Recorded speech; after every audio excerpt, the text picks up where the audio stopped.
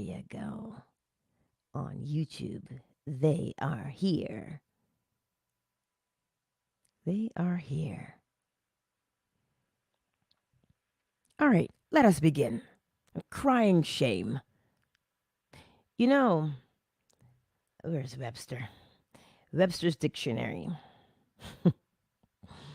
They tell you shame is that feeling of like, it's associated with guilt.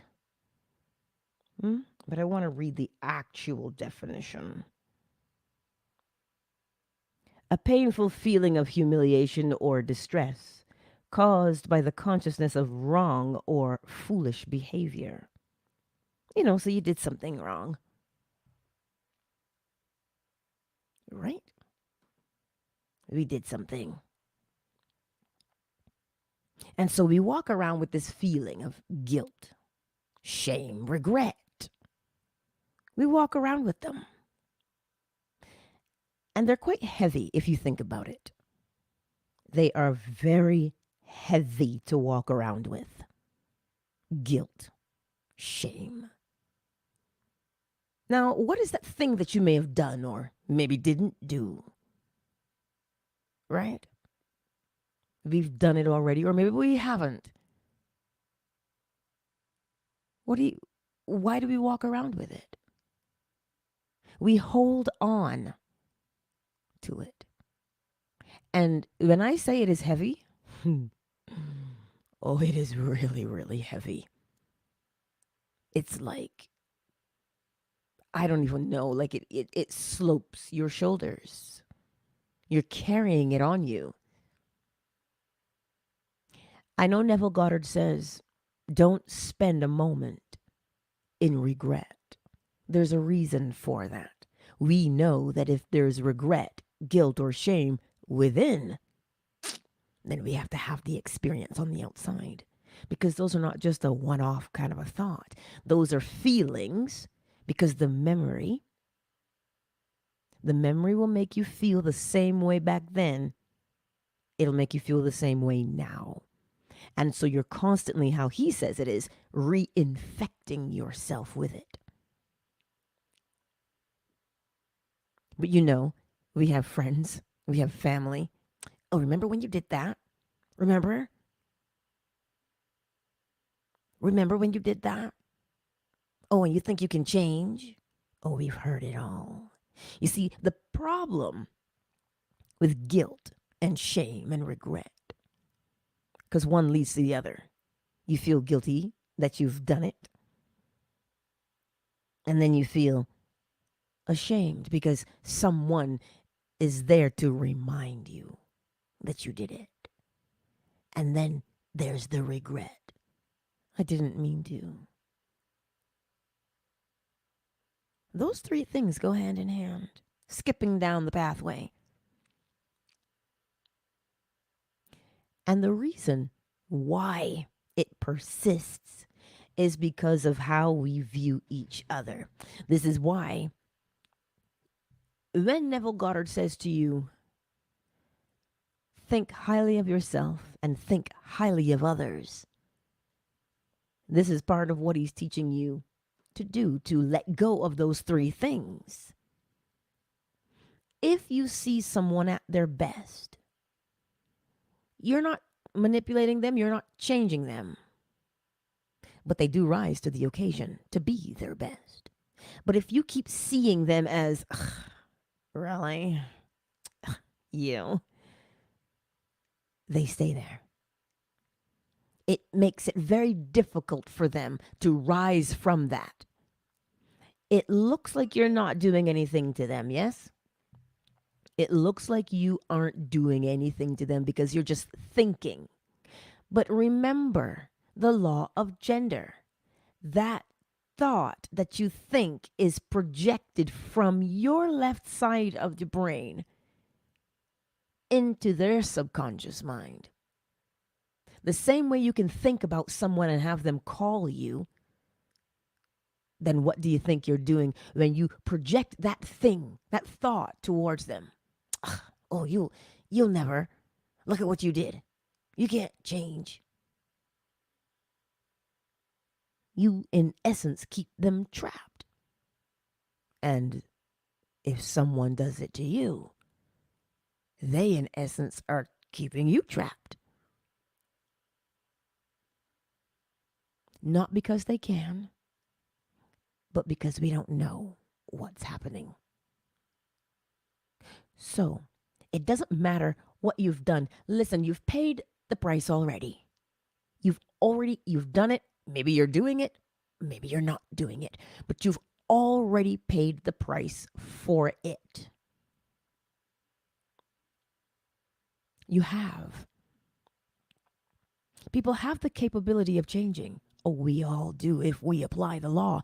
But you see, the thing is, we have says, you can't teach an old dog new tricks. That's the way you are. A leopard never changes its spots.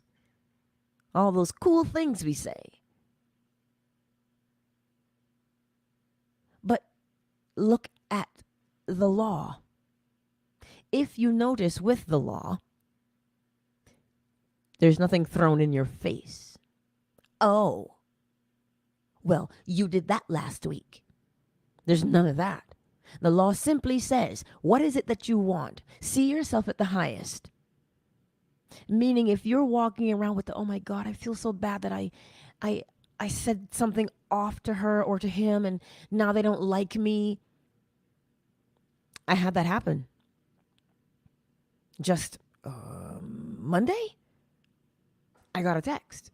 But you see, these, for as lovely as technology is, it can be quite a nuisance sometimes.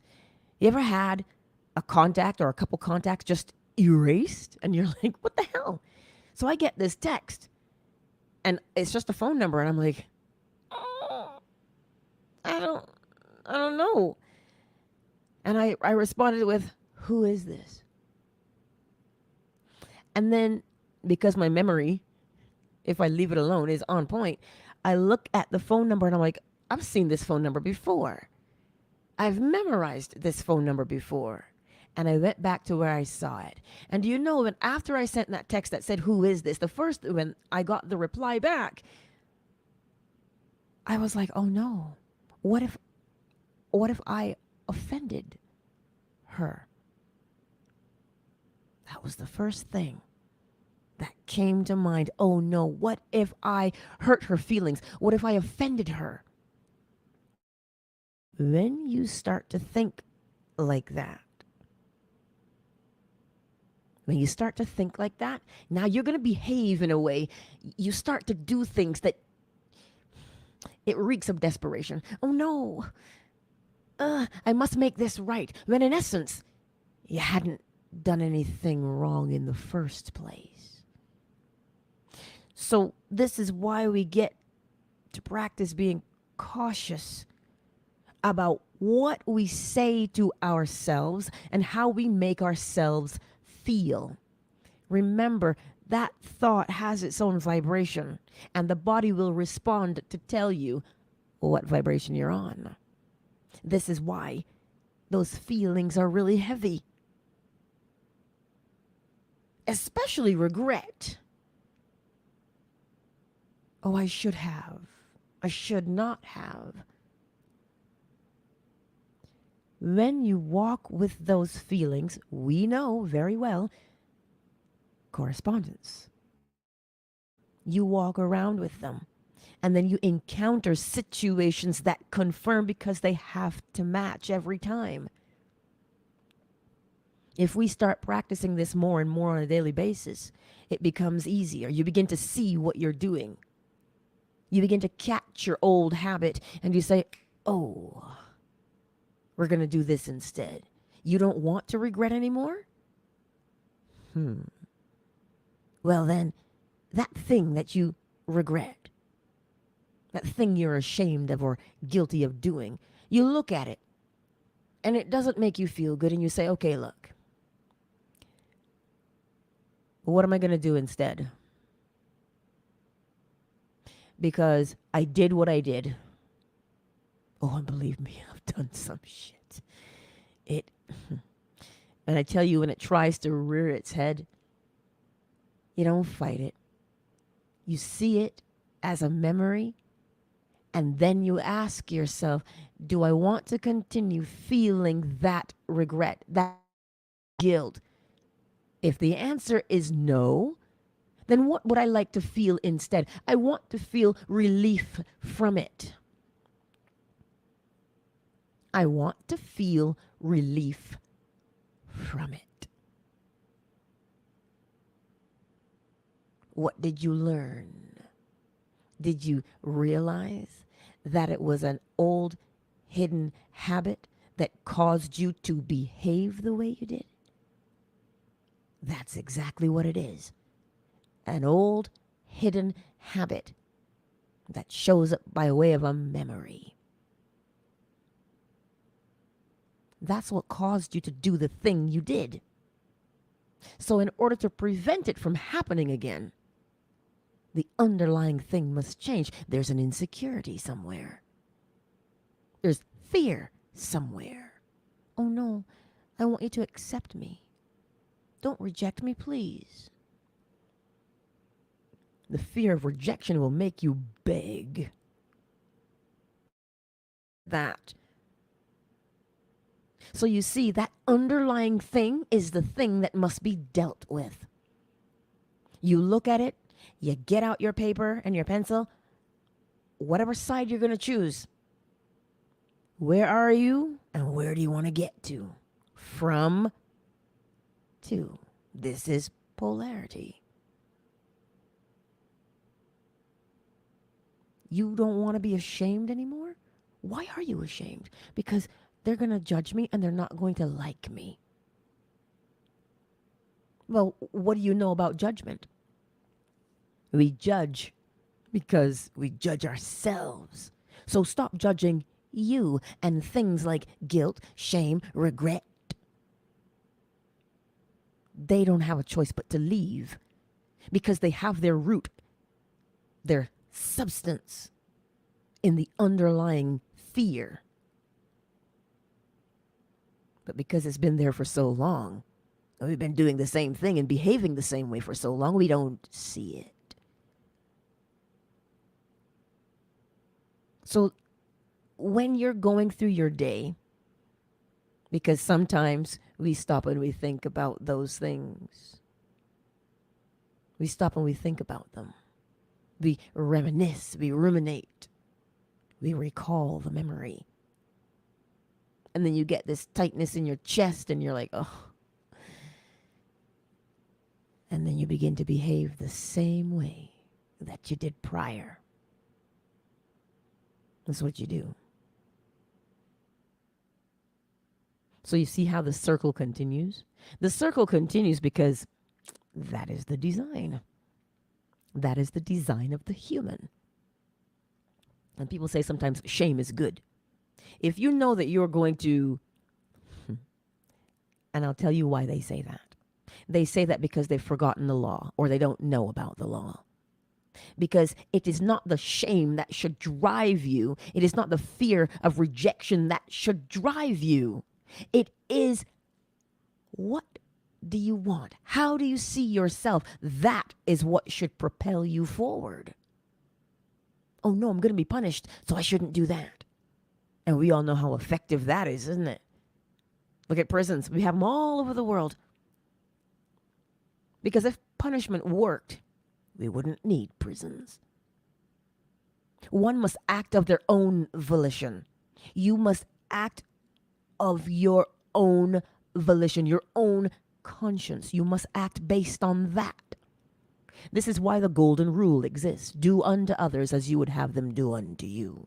Love your neighbor as you love yourself. But they stem from where? Correspondence. Because if you do for you the way you want it done, you are creating a blueprint or a boundary that teaches someone else how to do it for and to you. As within, so without. Somebody asked about self-love on Reddit. And they said, well, I just don't understand self-love. And I'm like, well, how are you talking to yourself? Is that how you would talk to somebody else? The way you speak to yourself right now is the way you would speak to somebody you hate. self-love. My father always said charity begins at home. That is the law of correspondence. Where is home? Inside. So those things like shame and guilt and regret, they come from outside of you. They come from outside. Outside is the shadow. A real shadow, but a shadow nonetheless. They come from outside, meaning somebody has said something, or there's been a rule. You know, you have a curfew, you have punishments. It came from the outside. Whereas we should be moved from within. We are moved from within. But it depends. See, when I tell you that there's a design, we are designed to move from within. But the thing that is within that moves you should be what you want it to be. Does that make sense? This is why I tell you, understand the design so that you can, this is why they call it the rules of the game. They're telling you to understand the rules so you can better play. But understand the law so you better understand, thus you rise. If you know that you move from within, right? Then you will make sure that the thing moving you is of the utmost quality. And what is that thing? It is the thought. You're not going to put diesel in your Porsche, but you will have to put premium gasoline in that tank. Why? Because you want the car to perform at optimum. So for you to perform and for I to perform at optimum, we need the optimum thought. And what's the clue? Cause and effect. What do you want to happen to you? What do you want to experience? Well, then choose the best thought that goes with the outcome you desire. Can you imagine if you did that every single moment of the day? Now the habit that you create, because we're designed by way of habits, the habit that you create from doing that, now you have hacked the system. Right? It's not a hack. It is an understanding of what exists. We keep looking for the shortcut. We keep looking for an easier way to do something when the law is right there. And here's the beautiful thing about the law. It's not going to beat you, but it will sit there quietly until you come upon it. And the same way that you learn how to choose the best thought so that you can have your best life, you will choose the law of your own volition. Every time. That's how you'll choose it. So that when these things, shame, you will recognize, as soon as you see it, you'll say, oh, what's that underlying thing there? And you'll fix it.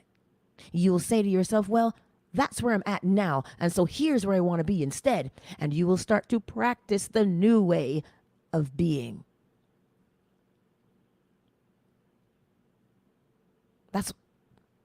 That's what you'll do.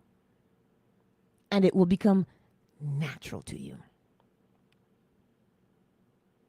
This is the beauty of what we have been given.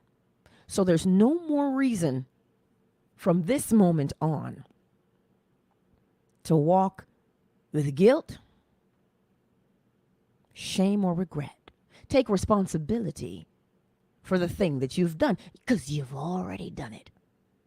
It has already happened. And then you examine the underlying, because there's a root. There's a root. Is it a fear? A fear of what? When you can name these things, this is why self-examination is very critical. When you can name the thing, well, I have a fear of rejection. A rejection for what? Rejection is just what you're afraid of, but what kind of rejection? Friends? Family? Jobs? You see, now you get to look under there and you see what's been swept under the rug. The insecurity. Why are you insecure? And the reason why you want to peel the layers back, it's an onion, it's going to make you cry. The reason you want to peel that back, so that when you write it down on that paper from the law of polarity's point of view, this is where you are, and so what's the opposite? Where do you want to go? And you point yourself in that direction, literally speaking. You write it down. You say, okay, what's the first step from the fear of whatever that thing is, that fear is? Okay, so you start to write it down. And you will write them down one at a time. And you will find that you'll get right over to where you want to be. From to. You might be writing it on the paper, but you're writing it on the paper because it's coming to mind. It is a thought. And so every time you have a new thought that takes you closer to where you want to go, what does the law of vibration tell you? Nothing stands still. And that means thoughts as well. So when you change the thought towards where you want to go, you are lifting the vibration of your whole self from the inside outward. Because it will make you physically move as well. It'll make you do something. So you see, we have all of these names for things. Shadow work. Call it what it is. Polarity. You're moving yourself from to. And once you see yourself doing it, now you recognize, oh, well, I know the law and it's inevitable that I succeed. And then you will let go. And you see, you don't let go of something by holding on to it. You embrace the new way. From to. That's how you make that change. Recognize the thing that you're dealing with. That's why we spent years in botany, so we could name and recognize and label plants. Well then, find this thing because it's there. All you've got to do is spend a moment to recognize it. Because you know, once you recognize it, you begin to see you don't actually have anything to be afraid of. How something is going to turn out. Because you won't look at what's scary. You will look at, oh, I want it to go this way. From to. And then you start to change your mindset about it. And then you get to it. Because you see the outcome. You know what it is. And you go towards it. Does that make sense today? Let me take a moment and acknowledge everyone who is here. Twitter.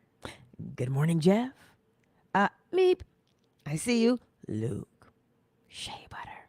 I see you. Fanbase. Matthias. L. Shanice. DC Honey. Yolanda. My Melanin. Malik. Zola. And CJ. YouTube. Hello, David. Tracy. It is a pleasure to see you. Empress Ella. Hey, CJ, you are omnipresent. You're in two places. It is good to see you. And D. Locke, I see you as well. So remember this. Even though we may think that we struggle with shame. You look in the mirror, you're like, ugh, I don't like what I see. What does the law say to you? The law says, as within, so without. If you do not like what you see, what is it that you don't like? Well, I don't like this. I don't like that. But then what does the law say? The law says, raise yourself to the highest standard. So then, from dislike to like, and from like to a strong like, find something. When you look in the mirror, if you're going to look in the mirror, you better look at yourself and love it. Everything about you. Because it is not by accident. You must love it. But to get to love, you go from dislike to like. Which means you find one thing and appreciate that. And that one thing that you've found will show you something else that you like. So then you'll go to strong like. And then from strong like, you're going to see something else that you appreciate. And you'll go to love. So you see, from to. If we use what we have been given, we can take ourselves from shame and regret and guilt. We can take ourselves from there. So we don't have to fight and struggle with it every single day.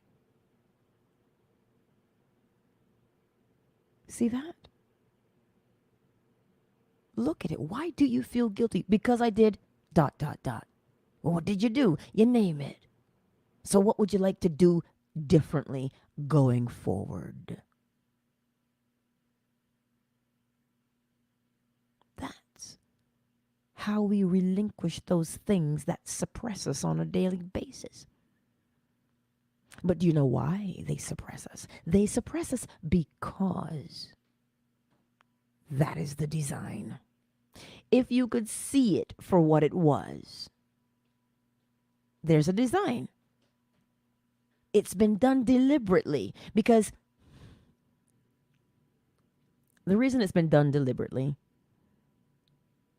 is because, well, if you stay where you are, burdened under guilt and shame and regret, what happens to you? You become agitated. You become frustrated, angry, full of rage. And then what do? Dumb shit. But you see, the stupid things that we do are food for someone else. Oh, Angela, here you go with your conspiracies. It's, if you look around, things will begin to make more sense. And then you begin to ask the question, to whose benefit is it that I suffer? And if it is not for your benefit that you suffer, then you'll stop right there and then, won't you? But if you remain in the suffering, someone is benefiting. Don't ask me who. So long as it is not you who benefits, somebody else is. Why?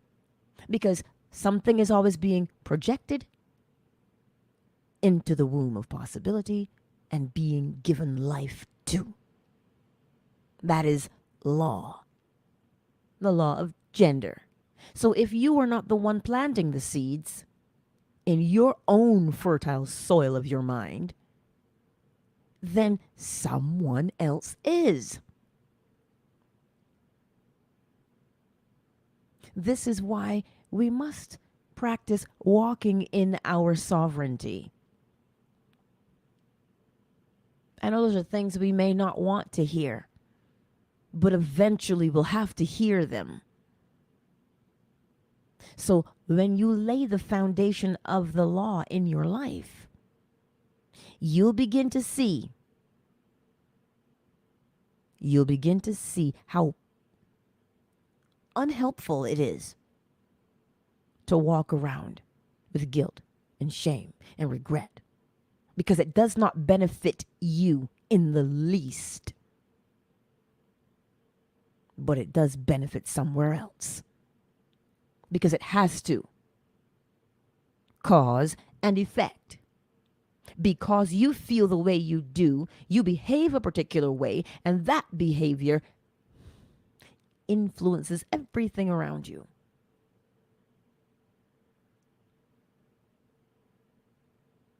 So today, what will you choose?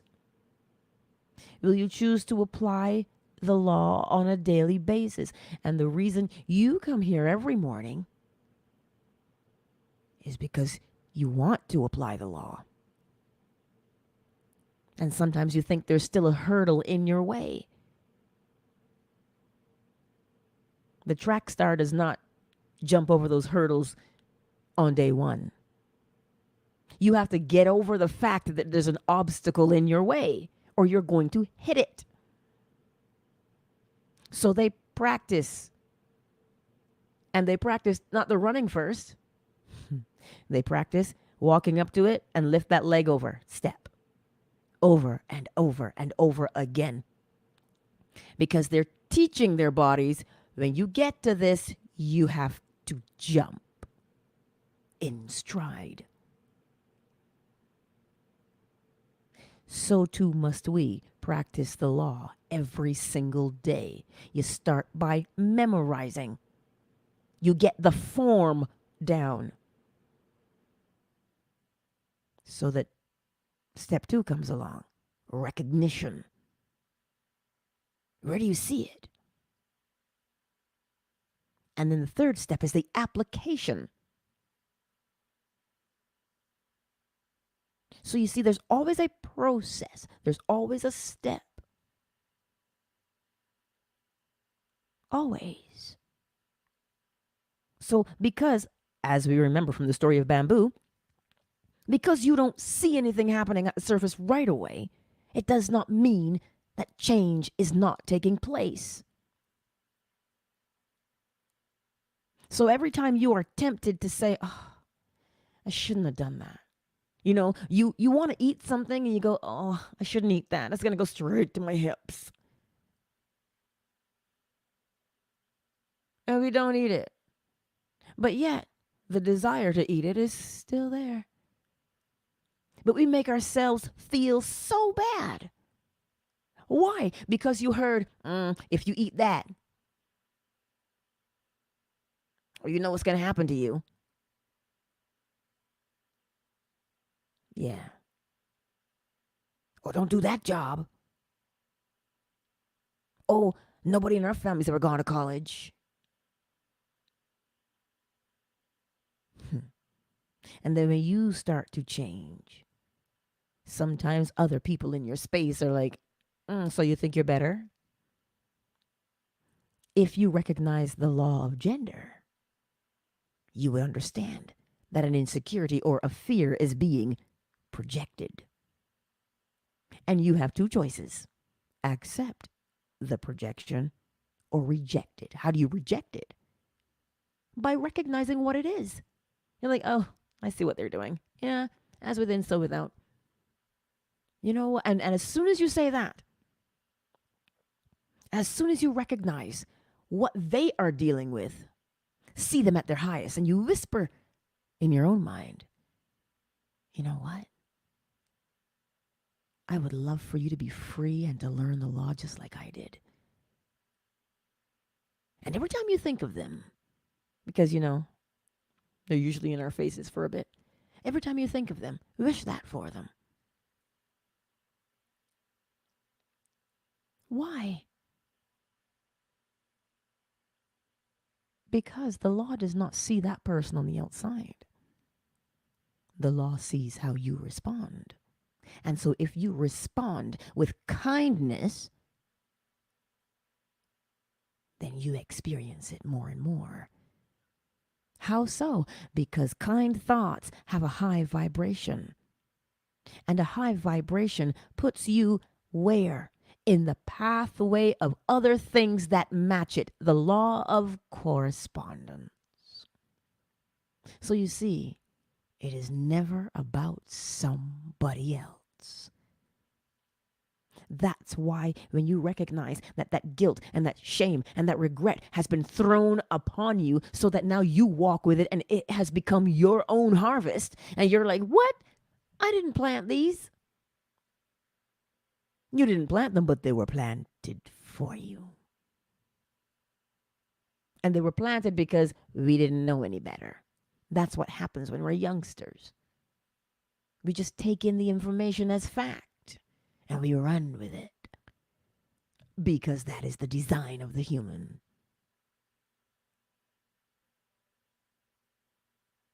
So you see today, when that, or if that guilt, shame, regret comes up,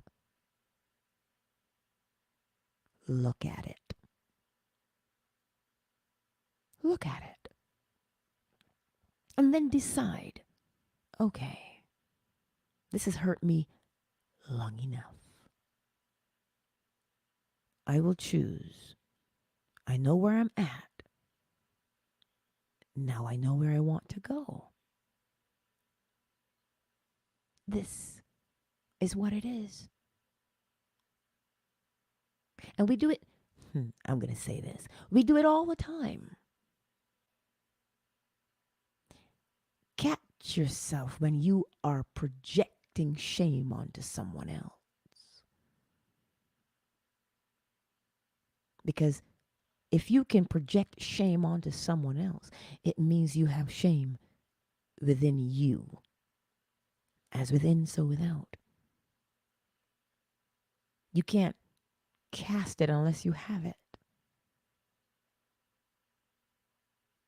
You're feeling your own shame. Right? So let us decide today what is valuable and what is helpful. Let's decide. Let's make that choice. We don't give in. We examine the situation. We don't ignore the feelings as they arise. We see them for what they are. We recognize them and we say, from, to.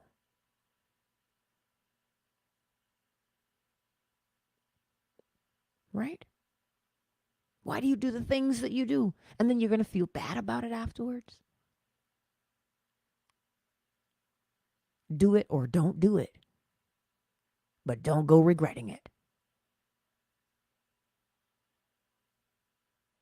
You already know why. You have regret within. You are going to continually do activities that make you regret.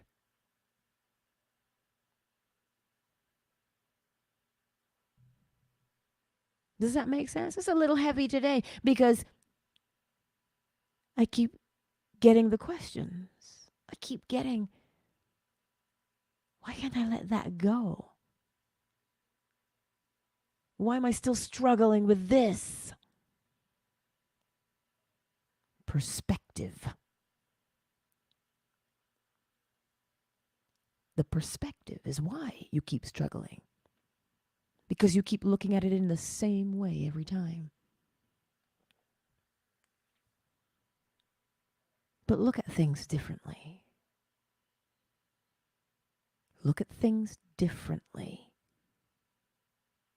And you'll begin to see your way forward. From, to. It is the law of polarity, the swing of the pendulum. The to and fro. Right? It's there to assist you. So when we get those feelings, guilt, shame, regret, angst, when you get them, recognize them. That's step one, recognize it. But it's telling you something. It's telling you, hey, there's something underneath here. And the minute you see what's underneath, the insecurity or the fear, just like the onion. Keep peeling it until there's only one thing left. And that one thing is where you currently are at. And then when you see where you are at, now you can say, oh, so the other side of this, like love and hate, right? Same thing, just one is on the left and one's on the right. One moves slower than the other, the law of vibration. So to move yourself from hate, you got to go to a strong dislike. And then you go to dislike. And from dislike, you go, I could tolerate you. So I like you. You see how you are changing the vibration from to? That's what we do with things like guilt and shame. That's how we deal with it. So, any questions, comments, concerns before we go forth and relinquish these burdens? Because they're not necessary. We are not Atlas. Atlas carries the world on his shoulders, allegedly. Greek mythology. We are not Atlas. We're not supposed to be burdened and bogged down. Because it is those things that create ailments inside the body.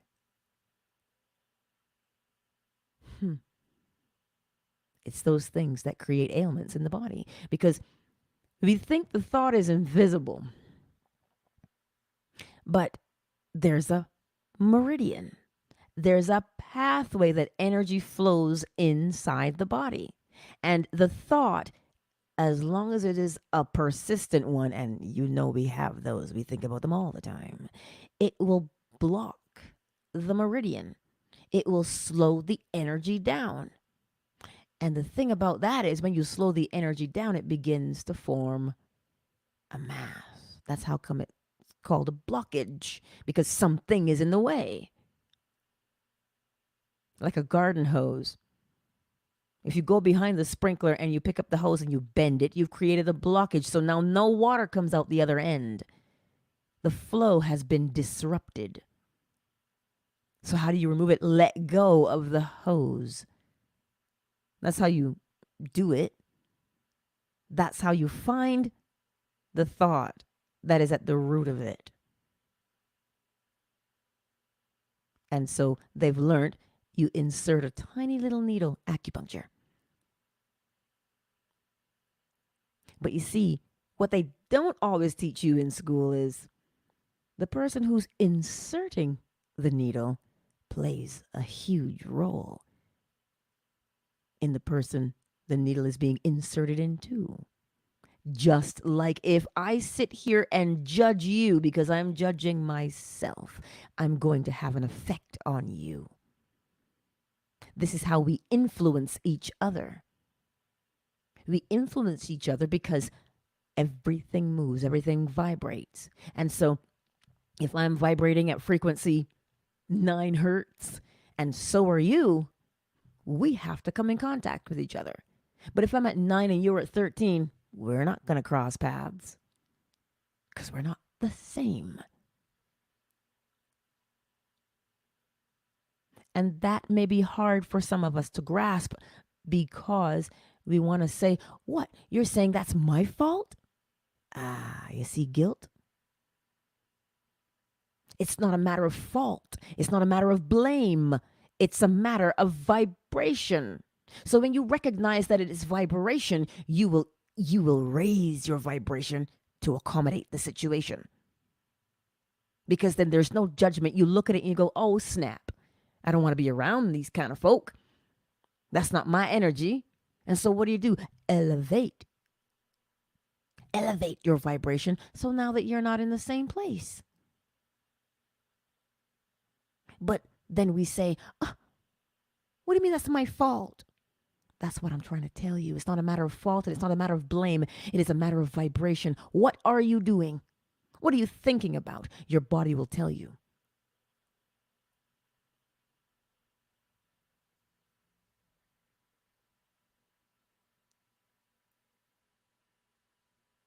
The better man. So when you change your vibration from hate to love, you're saying the vibration helps change the hate. Yes, hate and love are the same. It is simply the vibration that separates them. That's why I say you can go from hate to a strong dislike. You're not a hate anymore. You had a change in perspective, a change in thought. And then you go from a strong dislike to dislike. And from dislike to a strong like. Or like. And until you make your way. You strongly like something and then you love it. All you've done was move between the pole.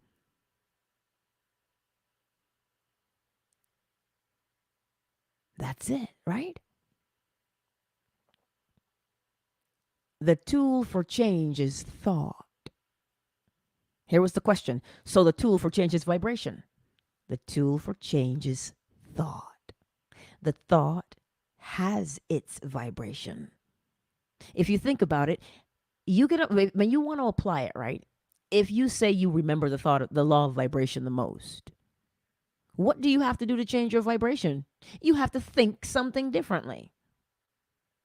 Because the way you think will influence the way you feel, and the way you feel will show you the vibration. That's why I say you cannot separate the laws. They are one. And the one is, the all is mind. The universe is a mental creation. Even if you want to do causation, cause and effect, you have to think about the desired outcome.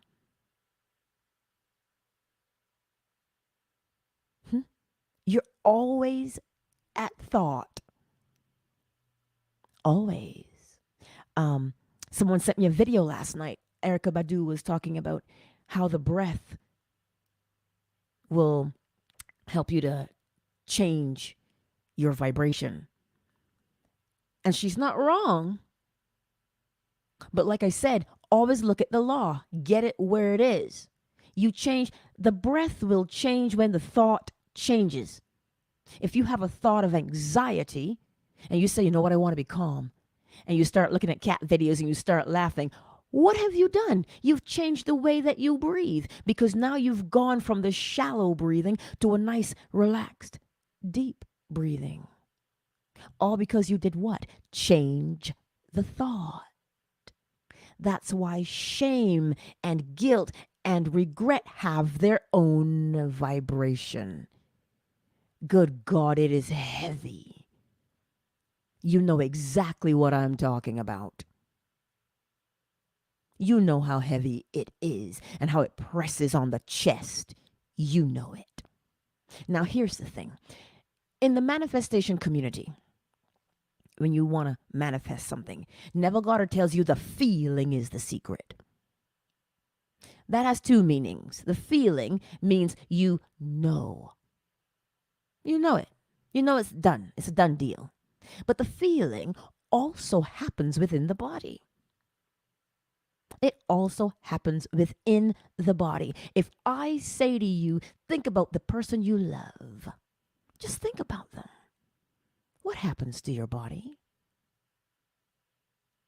Indeed. Now, if I tell you to think about the thing you dislike the most, oh, how does that make your body feel? The body always responds. And what does it respond to? The thought. You always hear you are the thinker of the thought. You're not the thought itself. Well, you would have to be the thinker of the thought.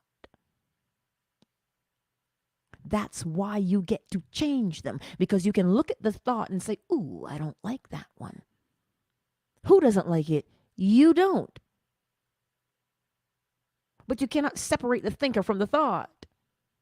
Without the thinker, there is no thought. That's why cause and effect. A thought has to exist because there is a thinker.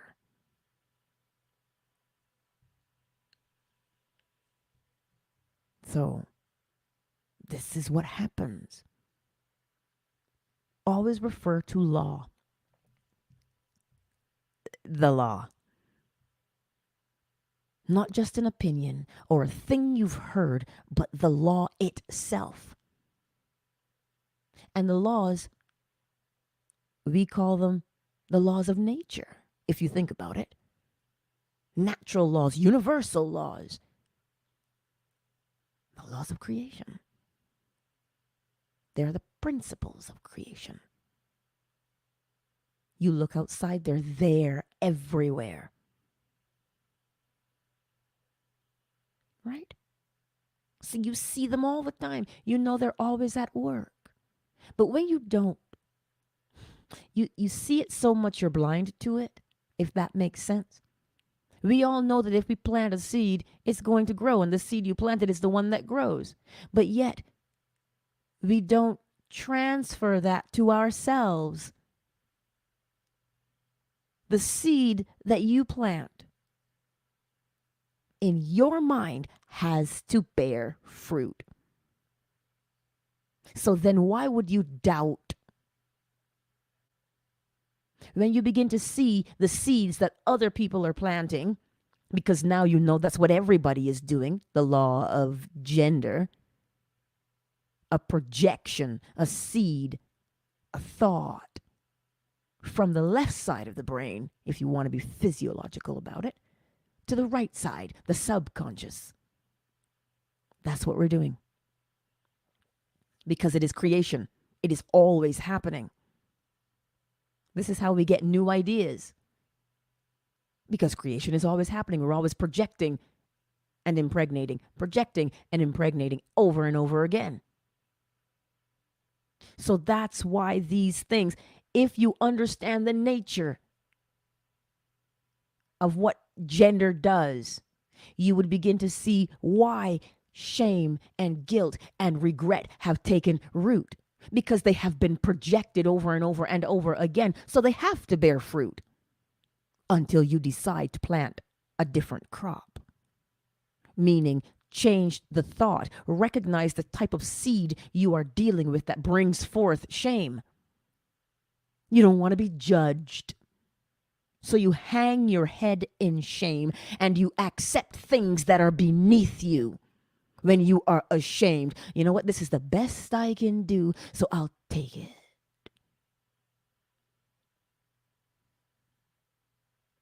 Shame. You don't look people in the eye because you're ashamed. You don't want to be judged. Do you see what it does to you? You might be feeling it on the inside, but it will make you behave in a particular way. It is not in your best interest to walk around with your eyes downcast. I don't know if you're here still, Sonia, but a sheep stealer is what we call it in Barbados. You walk with your head and your eyes down and your shoulders hunched. A sheep stealer. You're ashamed of what you've done. You see, it does not elevate your vibration. How do you know? Because it physically hurts the body. I forget which organ. That's so bad. I know that anger and rage and frustration, they deal with the liver. That's why you're always sighing, trying to move that energy. Right. But you see, shame, I will say spleen. Why? Because worry. Are they going to like me? Are they going to judge me? Worry.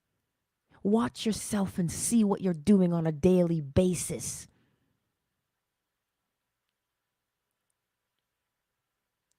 Because when you're busy watching what you do,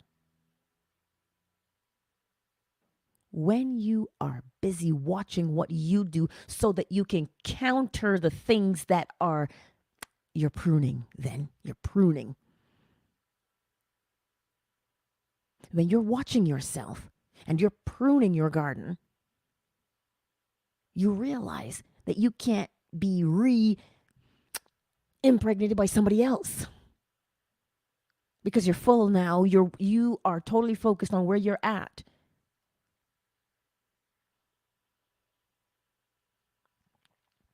That's what it is. Do not allow yourself to walk with these things anymore. Recognize them when they're being projected towards you, and be like Neo and move. But remember what he learned. You saying I can dodge bullets? No. I'm saying when you're ready, you won't have to. When you begin to recognize what's happening, you don't need to dodge it anymore because you know exactly what it is. You're like, oh, I see that. And you stop it. You've put your hand up. And it stops. Because you know what it is. You recognize it. You say, oh, yeah, no. Talk to the hand. Right? Easy as pie. That's why I tell you, memorize the laws. The all is mind. The universe is a mental creation. As within, so without. As above, so below. Everything vibrates between two poles, a swing to and fro, creating a rhythm, an ebb and a flow. Every cause has its effect, and every effect its cause, a projection of the will masculine, giving life, giving form, feminine. If you live by those all day, every day,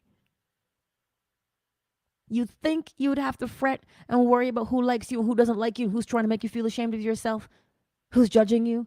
No, because that's not what's within you. And because it is not within you, you cannot experience it on the outside. Instead, because the law is within you, you project that on the outside, thereby changing your very environment. That is what you have the capability of doing. Because look at it in the opposite direction. You go into a room and you see somebody you don't like, we start shooting daggers with our eyes. And they feel it. Because then they come over, what, you got talk from me? You got something to say? And you didn't even call their name. You just walked in. See how I keep telling you, we do this every day. You surroundings. Well, make sure and choose how you want to influence your surroundings.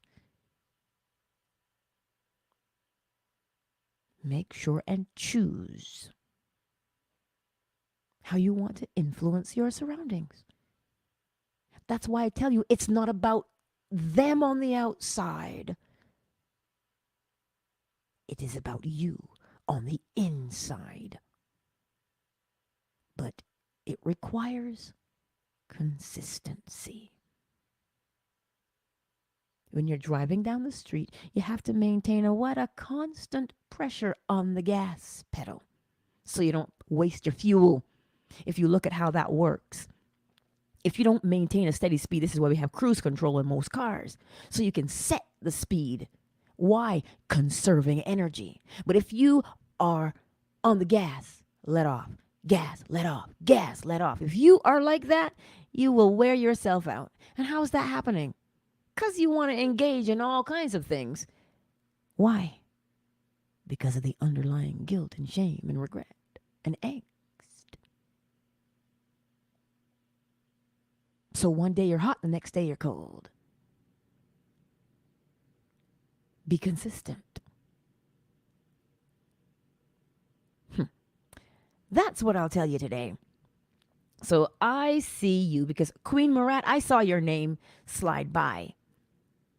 I usually try and acknowledge everybody that I Love Troll, I see you. Welcome. Yes.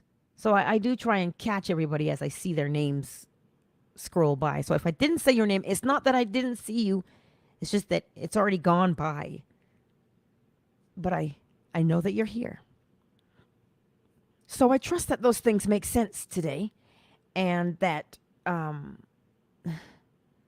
we understand how we can change them. So remember, January 27th, if you want more help with that, 3:30 p.m. Eastern Standard Time is the Q&A workshop. Slide into my DMs with your question so that we can do the step-by-step application of the law so that by the time we're done all 27 questions, you'll know what you're doing. You're not going to question yourself anymore. How can you question yourself? You don't need to question yourself. The law is the answer. It is the answer. Right? And let me say this to you. I'll be making a Valentine's recording for couples or whatever. Because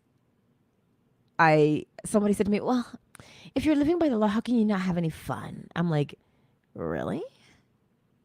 Intimacy is one of the greatest things we've been given. Muck 45, I see you. So I'll be recording that today, 2 of them.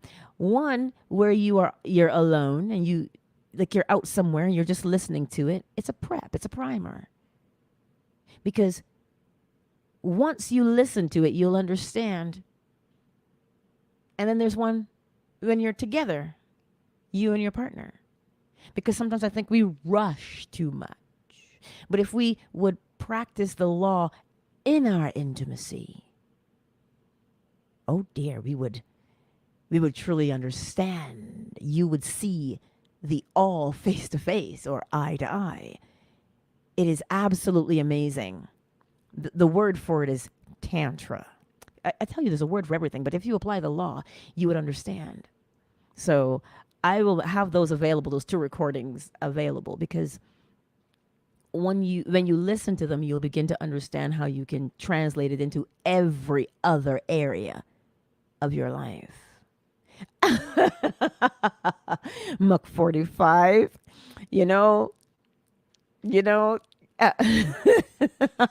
yes, it is.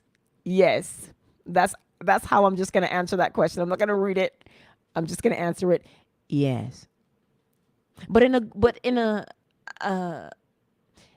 the law now takes the place of the Guinness. You understand? Then you understand how to apply it.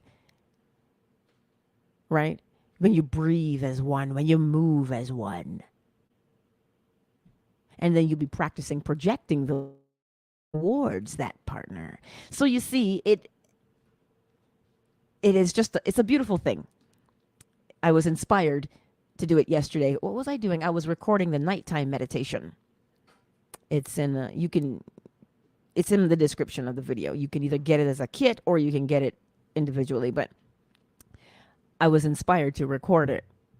And so I thought, I just sat there and I heard, why don't you do one for Valentine's? And I was like, oh, well, that's nice. So yes, that's why there'll be one for Valentine's. February, I'm going to put a calendar up in the community page on YouTube. February, the workshop is forgiveness. March, I don't know what that is yet. But I will plan it out today and get it ready so that you guys know what is upcoming so that you can participate. But it's time. It is time that we relinquish the burdens that weigh us down. It is time. It is. Because I asked that question the other day. Why is it that I have to wait for something to just be so bad that I'll change? Because we keep tolerating it. Why do you tolerate it? Because of something underlying. Don't tolerate nonsense. Examine the situation. Know your worth. There's a phrase we hear a lot. Know your worth. The only person who can know their worth is you, which means you have to apply the law. But that's where I'll leave it for today. That's where I'll leave it. Countdown initiated. 5, 4, 3, 2, 1 love. Anyhow, Twitter, I love you. Oh, Jeff, you're so sweet. You know, I always close YouTube last, and yesterday we ended up with an extra 20 minutes. So, yeah, that's where, because I'm like an octopus. I have all these hands with these devices. Anyway, Twitter, I love you. Yes. And I'll be over on Positively Angela on YouTube. It's all good. Much love, Twitter, much love. Shea butter. Twitter is closed. Fanbase, I see y'alls. Summer Rose. I see you, my sweet darling. I see you. Yes. Thank you for being here on such a lovely morning. It's still dark. Queen Marat. Oh, Twitter blocked you. Well, you know where to find me.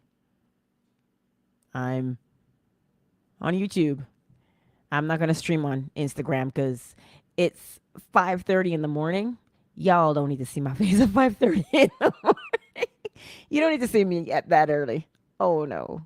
I don't even want to see me that early. On camera, are you kidding? I got my bonnet on. Yeah, no. So I give you the best of me, which is my voice, not my face so early in the morning. Yes? Fan base, I love you. I'm going to see you later. Much love.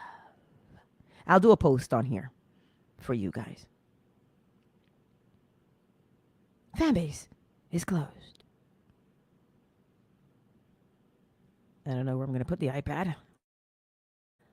Look at that, YouTube. It's us. It's us.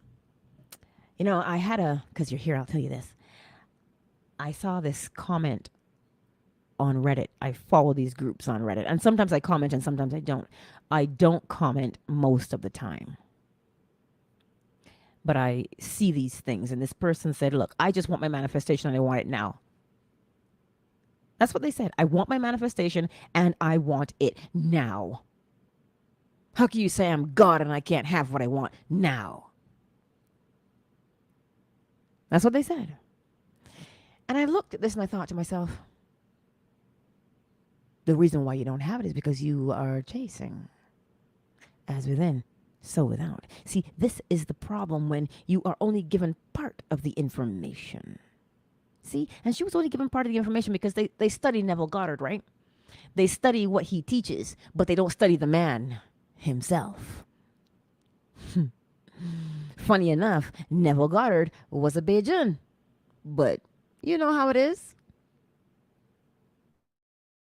They study the work, but they don't study the man behind the work. Because if they did, they would recognize that Neville Goddard practiced the principles or the laws of creation. This is why his confidence was unshakable, because he knew the law. He knew that once he planted, he had to reap it. He knew that.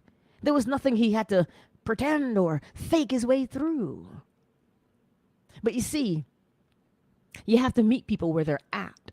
When someone is broke, they can't hear you because they're worried about feeding their families. So teach them how to feed their families. And hopefully they'll come back and want to go deeper in it. to understand how they could do what they did. But you see, when I tell you to understand the design, understand why you are being poked and prodded on a daily basis to want things. Because if you are kept in a perpetual state of wanting, you're always wanting. Right? Yes, soul of a man. It is important to meet people where they are at. That's why before I go to bed at night, I always ask, what would you have me say? What manna will you put on my tongue today? That's what I ask. Every night. Because, like I tell you, I'm not here to give you an opinion. I'm not here to tell you, get rich quick. Listen, we are in the world of Caesar. So we have bills to pay. But if you learn how to be mutually beneficial, you'll never lack a single thing. This is what the law teaches you. The law teaches you to develop yourself. Right? So that when you develop yourself, you develop the thing that is within you and you share that thing. I forget who said it. Somebody said, when you start to show your talents, people will come and suck you dry. Because they draw from you all the time. But you see, that way of thinking is a danger. Because the law will teach you boundaries. Always. The law will teach you boundaries, cause and effect. If you don't want to be treated a particular way, then you'll behave differently, won't you? So you'll make boundaries.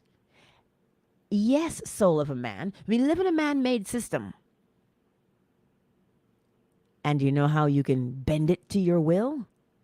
By knowing the law. Because the system is built according to law. The system is built according to law. Everything that is created is governed by law, including the matrix. That is why if you learn the law and understand, that'll be the next workshop, actually, to understand the body, how it was designed, why it was designed the way it was. And so when you know that, for instance, I'll give you this example. I love to bake.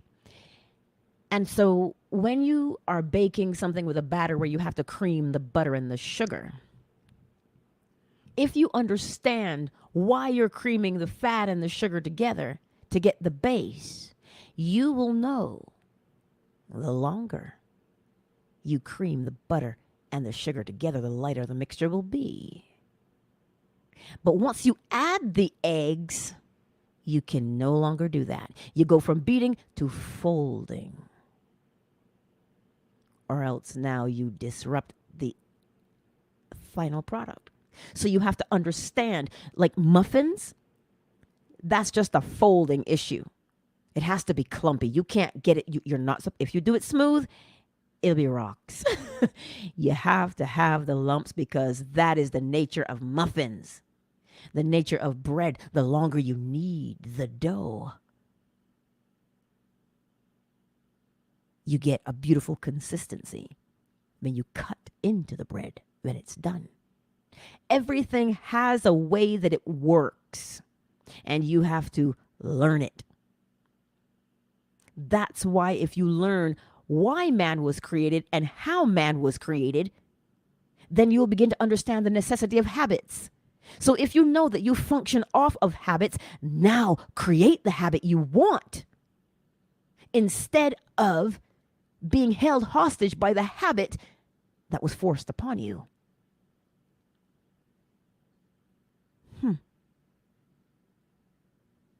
Understand how and why things work. Let me tell you, an electrician, oh, he has a keen understanding of how electricity works. His life depends on it, so he better know. A plumber, same thing.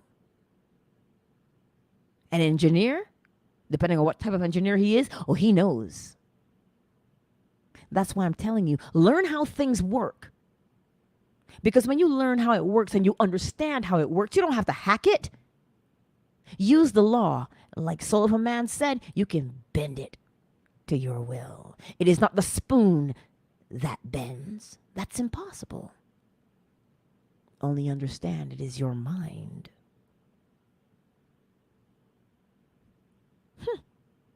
It is always, why is it the mind? The all is mind. The universe is a mental creation. But you see, we run around and we're like, but I want them to like me. How can they like you when they don't like themselves? They cannot. But yet, well, I don't have any friends. What kind of friends do you want? That means you have to decide what kind of friend you are. As without. And when you know the type of person you are, you've already put up a boundary that you will not tolerate being crossed. Not because you went to therapy and that's what they told you should do. Use the law. Now, I'm not knocking therapists because they study mentalism. They just don't know that that's what they're doing. It's like they're valid. They exist because mental issues exist. Cause and effect. This is why understand how things work so you can adjust you accordingly. That is the beauty. But I tell you, you have so much with you haven't tapped into yet because we're busy. Understand why you're kept busy. If you're kept busy, how you gonna learn the law? How you gonna free your mind? Because you're busy chasing things. And it's not even random things. It is things that are necessity for our survival. Food, shelter, clothing. So if you can be kept in a perpetual state of lack, well, then what does that tell you about the law? The law says you got lack inside, you're going to have lack on the outside. So you see, you don't have to have an enemy. You just have to have the right seeds planted.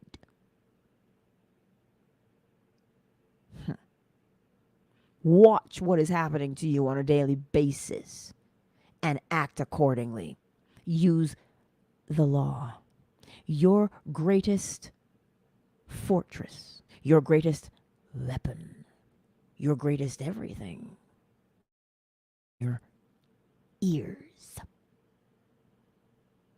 Well, the brain is in there, but the consciousness that directs the brain. That is your greatest treasure. That is your greatest treasure. Right? And you see, the thing with treasure is you always have to go digging for it, yes? But this treasure, you don't dig for. You let it rise like the head on a glass of Guinness. Right? You just, the cream will always rise to the top. That's what we do. So today, as you go out into the world, you better recognize your greatness. Because every day you're being told that you're not.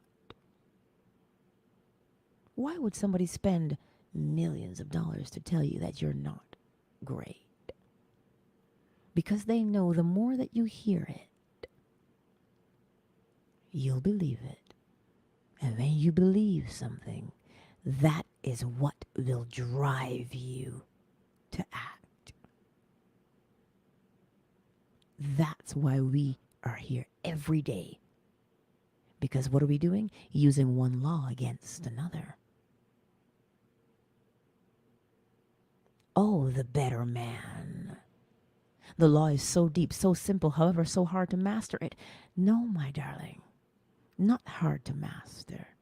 Not once you remove the distractions. That is why the distractions exist.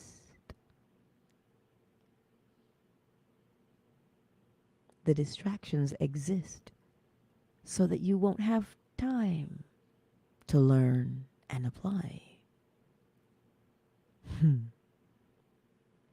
But again, you see, the law is being used over there to create the distraction. They're being projected. That's the law of gender. It is being done. So you can counter the law of gender. How? By being able to generate your own thoughts and to keep yourself focused. The law is, there's just, look, we don't have the words. How do you remove the distraction? By focusing where you want to focus. You remove distractions by putting your attention where you want your attention. Does that make sense? Because you know where the distractions are coming from, right? You know them. So where do you want to focus? What do you want to be thinking about?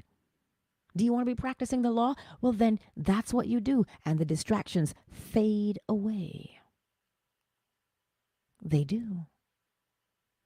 But every day it is every day it's a dance, a rhythm. You move and you eventually you will get to the point where you're not moved by the external anymore.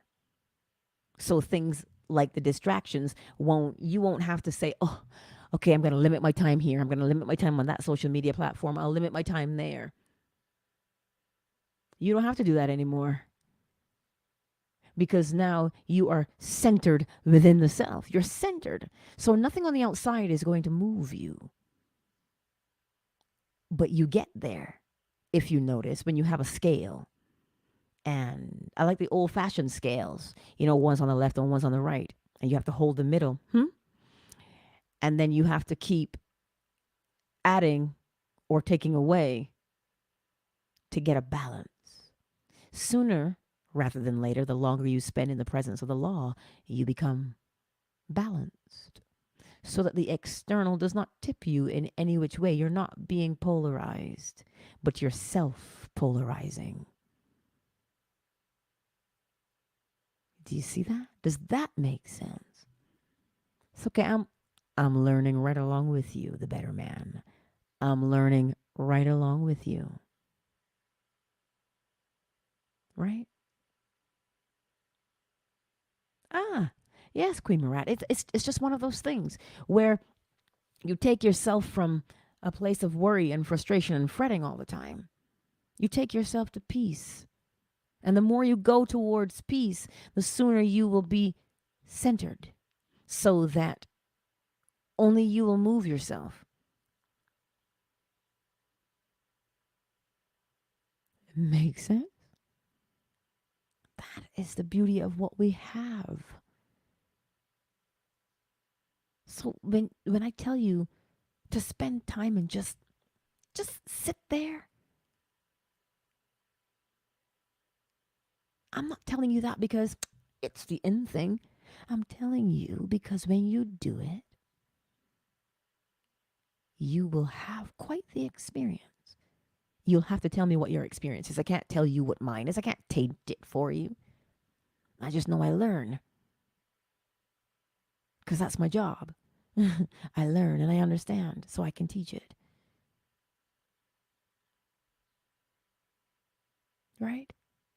So today, as we go forth into the world, let us remember the law always. There's a scripture, rejoice in the Lord always. That's the scripture. Oh, Empress Ella, you don't have to control your overthinking. Just think about the things you want to think about instead. Do you see? Look at the path of least resistance. To control overthinking is to fight against, and it can frustrate you and exhaust you. But if you decide, what am I going to think about? And every time your mind should wander, you go back to what it is you want to think about. You won't have to control anything. Does that make sense? It's practice, you know. It is practice. Believe me. Oh, I know it's practice. Right? Don't and that's why I said it yesterday. I made a short yesterday about emotions. We always try and control emotions. No, choose them.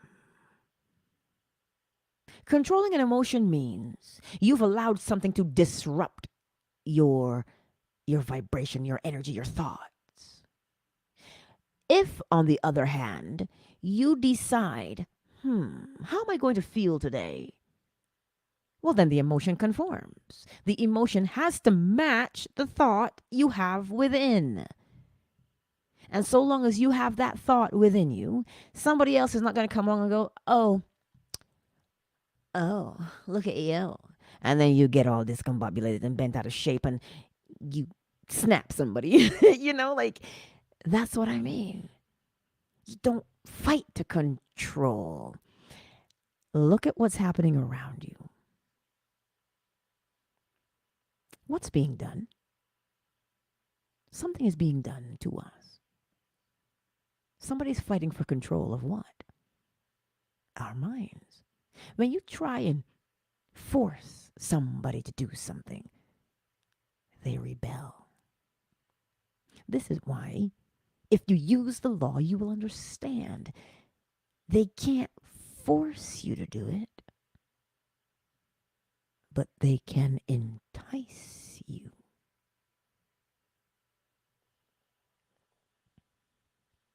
That is the design of the human. So you see, practice the art of putting your mind where you want it to be. And if you don't know where to put your mind, how do you want your body to feel? Because at the end of the day, when you tell your body how to feel, that's why I'm making those recordings. When you tell your body how to feel, you had to generate a thought. It always comes back to thought. Be aware of what you are thinking and projecting outward. And choose the path of least resistance. Be like water, or the icosahedron in the Platonic solids. It represents water. Why do you think water is the most powerful? It appears to be the weakest thing. You put it in a cup, it takes the shape of the cup. But you try and stop it. It'll bring a mountain to dust. By simply doing what? Trickling down it. So what is that encouraging you to do? It encourages you to stick to the task at hand. And the task at hand is to memorize, recognize, and utilize the law. That is the task at hand. You're not going to be missing out on anything, yet you'll be enhancing everything. Why will you enhance it? Because you are the one creating it from the inside and projecting it outward, as opposed to trying to bend the outside. You can't bend the outside. The outside is there, yet it is not. It is there because you put it there. Sorry, my slippers are banging on the on the microphone stand. But does that make sense today? Does that make sense? When I tell you that you can do it, don't believe me. Try it for yourself because you've already been doing it. If you can go outside and put a hole in the ground and put a seed in it and cover it over and water it, you can do the same thing within your mind. Because there is no difference between the dirt and the seed and your mind and the thought.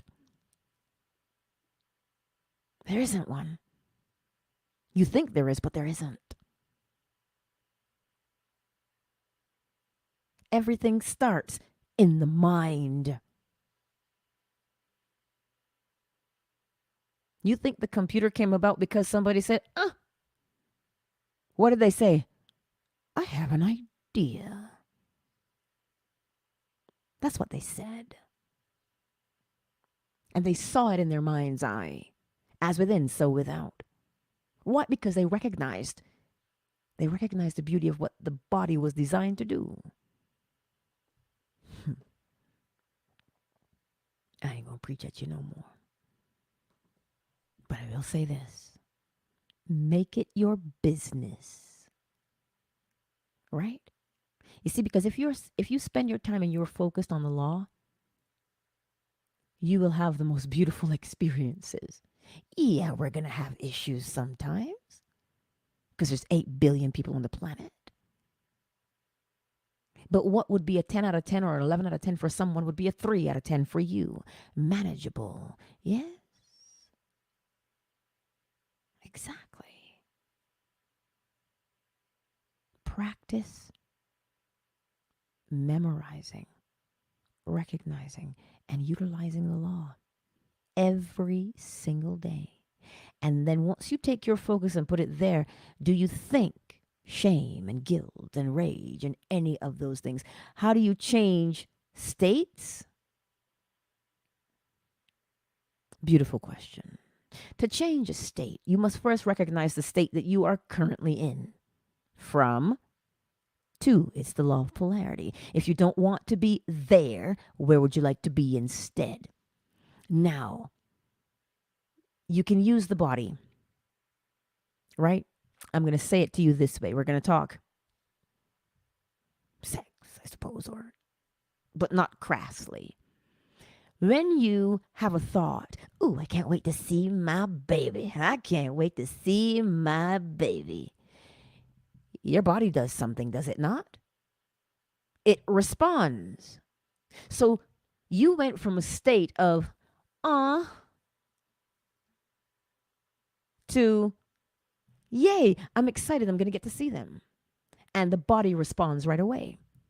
So what state do you want to move from? If you want to move from a state or a lifestyle, I like that phrase better. If you want to move from a lifestyle or state of anger, because I know all about that one, the anger. So what's on the other side of anger? Calm, relief is on the other side of anger. So you take yourself there because we are built to remember. So you reminisce on a thought that brings relief. And the more you have that thought, the longer you sustain that thought of relief, you are polarized in that direction. And because you're polarized in that direction, the vibration is raised. So now you begin to encounter things that match that vibration, that original thought that you had. And the more you do it, now it becomes a habit, meaning it's running in the background on autopilot, and you go through your life getting those experiences. That is how one changes the state. You assume the state that you want to be. You name it then. What do I want to be? I want to go from anger to calm. And every time you are tempted to go to anger, remind yourself, no, what calming memories do I have? And if you don't have memories, TV exists. Golden Girls. I love, listen, if you want to laugh, that's the show. Right? So you find something that will take your mind there. because then where the mind is, the body will follow. That's how you move from one state to the next. And the longer you remain in that state until it becomes your new habit. What is a habit? Thought, word, action that is done consistently. Same way every time. So every time the old comes up, point it towards the new. Every time the old comes up, point it towards the new. Keep doing the new, because the new becomes the new habit. I have a short that I posted. You can't break a habit. You cannot break a habit, but you can make one. Choose the new thing that you want to become and do it. That is how you change a state, Miss Libra. Does that make sense, or do we need to elaborate more?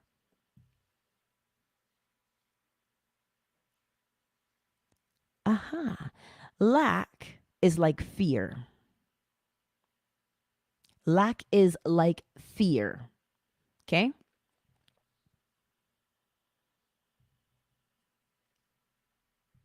And fear is not, what's the word? Fear is not law. The fear is not law. The law tells you cause and effect. As within, so without. So if you're feeling lack, what is it that you lack? So, because you say, remember, lack is just an umbrella term. You could lack health, you could lack wealth, you could lack a lot of things. What do you lack? If you say, I lack money, you go from, okay, no money. That's why I like pen and paper. No money on one side and money on the other. So now you're looking at these two things and you say, okay, I know I have no money right now, but money is my inevitability. I'm supposed to have money. How much money do you want? And you write that down on that side. And you tell yourself, okay, because Neville Goddard does it this way. He said, if you had that money, who's the first person you would tell? Would somebody in your family come and say, girl, I need a loan? Right? Because they're always asking you for money, right? So he says to develop this short story that you're going to tell yourself. You see, because I told you the design is to always reminisce from a memory. So what he's telling you to do is to create a new memory, because the subconscious mind just receives information. It doesn't know if it's memory, if it's happened already, or if it's happening now. So when you create the memory of,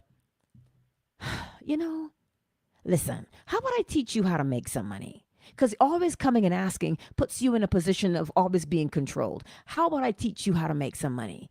That's what you tell the person in your mind that always asks you for money. Because what does that entail? It entails that you have money. Or who's the other person, right?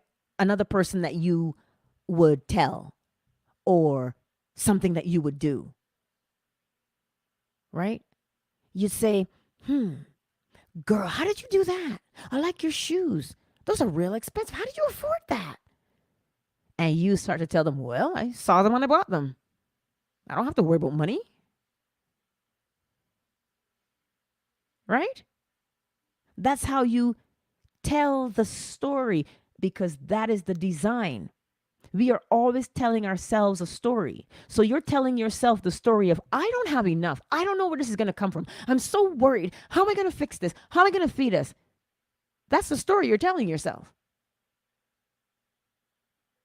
Now, what story do you want to tell yourself instead? You start telling yourself, all things are possible. Well, why are all things possible? Because the law says so. I'm going to test the law. You know what? Because you can't lie to yourself. This is the crazy part. So you start telling yourself, you know what? I tend to find money wherever I go. I got all these skills. How can I be mutually beneficial? What can I do? What skill do I have that I can use that I can be mutually beneficial with. People love what I do and they pay me. And we both benefit. Because that's what you really want. So you pull up that figure that you want. And as you begin to fall asleep, what would it feel like in your body? You know that if you are thinking about a special someone, your body will respond. When you're thinking about the lack of money, your body responds. You know exactly what it feels like. So to start to think about money, don't think. If you're thinking about money and it makes your body feel stressed, don't think about money. But tell a story. Tell a story. Girl, now here's what you can do, Miss Libra. Tell me your testimonial. Angela, I applied the law and you were right. It worked. You said all I had to do was whatever. And look at the money I have now. Start telling me that story. And when you're falling asleep, imagine telling me about it. Miss Angela, you were right. I didn't know making money was this easy. I didn't know having money come to me was this easy. I wish I'd known the law sooner. Thank you. But you're not thanking me. Ooh. You're not thanking me. Hold tight. Let me call you right back, my darling. Right. Right? Test it. Tell that story. And you know what happens when you tell the story? Solutions start to present themselves. Opportunities start to present themselves. One moment, please. Just a quick moment. Does that make sense?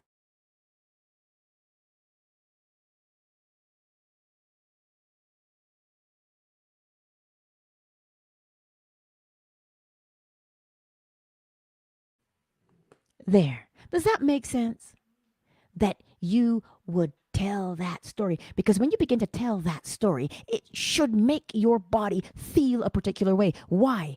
The thought within has to match the feeling in your body on the outside. So that now you can have the experience. Does that make sense?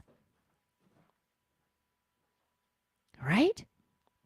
That's what you practice. That's why I tell you, the thought on the inside has to correspond with the feeling in your body so that the experience on the outside, all those three things will match. Heart, brain, coherence, alignment are the things we call them. So like I said, before I go, when you think about money, if it causes you stress and makes your body respond in a stressful way, do not think about money, but instead tell a story. Who are you going to tell that story to? Well, practice rehearsing it. It's like if you were going to be a reporter, you need to go through those questions. You're not just going to go there on the fly. Rehearse your questions. That's what you're doing. Rehearse the story you're going to tell. And here's one way that always works too. If you got somebody who's always judging you, right? You can use them to your advantage. You can hear them telling you, just give me a minute, baby. I'm almost done. And we'll look. Somebody who's always on you, who judges you, what you can do is use that and hear them tell you, because that is real to you, isn't it? That's something you believe that they would tell you. Like if you wanted to lose weight and you wanted to be more healthy and you know you got somebody who always says, look at you. You gained a little weight there, didn't you? A little in the middle, but you got much back. You know how they insult you? They tell you these things. Oh, you got fat. That's what they tell you. So when you want to make a change in your life, if you have that negative person there, use that interaction because you know how they're going to behave, and hear the interaction in your head and hear you responding to what they said to you. Well, I've been working on my fitness. I eat better. I feel better. That's the story you start to tell yourself. Because that is the design of the human. We like to tell stories. We recall listen, when you recall the memory, you repeat it. Recall the memory in your mind and you repeat it in your life. Recall, repeat. Recall, repeat. That's what we do. That's why we use our memories. We use our memories, and that's how we live our present day. But the problem with that is, if the memory is not a good one, when you remember it, you relive it. So that's why when you tell a new story, you're going to live that one. The more you tell it, because you've been telling that lack story for a long time. Man, money don't grow on trees. I don't get paid enough. Start telling a new story. Start imagining what it would feel like to open up your paycheck and go, what in the Sam Hill? Is this an error? You see that guy who was on the news who got paid how many times his paycheck? And he never went back to work, nor did he return the money last time I checked. What if that happened to you? You see what I'm trying to tell you? That creates a feeling in your body. The first thing somebody would say is, well, if that happened to me, they'd find me. I'd have to give that money back. You see what I'm saying? You see that lack thought? Aw, yeah. Why do you not deserve goodness? Why not? So practice telling a news story. I will have some things posted later today in my community wall. And remember, you can join on my YouTube. The lowest is 99 cents a month. You can join there because all these workshops that come up, remember, mutually beneficial. I don't take more than I give. If we live our lives like that, everybody prospers. Everybody does. Because we're all here together. And we're using what we have to the best of our abilities at all times because we are the best. That's what the law encourages you to be. But because we are in a system of capitalism, it does to be exploitive to each other. It doesn't mean that.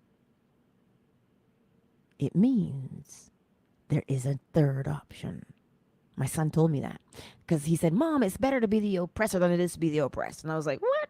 And he's like, yeah, nobody wants to be on the bottom. I said, okay. And then the other day I said to him, what if there was a third option? What if we were mutually beneficial to each other? He says, what? Symbiotic? And I was like, yes. A symbiotic relationship is, think about a parasite. What does a parasite do? Sucks the life from you, and when you're done, moves on to the next. A symbiotic relationship, neither party takes more, but they give and take with balance. Thereby both things benefit. Symbiosis. That's what he told me, right? So, where in your life can you be of mutual benefit? Then you begin to ask that question. Lack will life. Keep your focus on the abundance that is created. Lack is man-made. I keep telling you, the design is such. If I keep telling you you don't have enough, what are you going to believe? That you don't. That's man-made. Abundance, on the other hand, is law-made. Ponder that. Now, I'm going to go feed this young whippersnapper. You go feed him so he can, grow. Because they always hungry, these young ones. He's 13. I'm like, dude, where did this appetite come from? But it is there. So anyhow, I love you. And we shall reconnect. Yes? Much love. Queen Marat, Miss Libra, Mozinga, baby. I see you. D-Lock, I see you. Empress Ella, The Better Man, Soul of a Man. Muck 45, Miss Asonia, CJ, Nature Love. Yes, I see you. Let me make sure. And David, I see you all. Thank you all for being here on such a beautiful day yet again. And remember to click like, share, subscribe, because you want to click that notification bell so that you can get the notifications, because I will be posting to the community wall with all the dates for the workshops. So remember, if you've joined either on my Patreon or my YouTube or fan base, if you're on any of those platforms, then all these workshops to attend are free. And on Patreon, there's a lifetime access where you can get all of the classes, right? So because once I teach them, they're private. They're not for public consumption. They're just for you guys, right? So you always have access to. Anyhow, I love you all, and I shall see you again. Much love.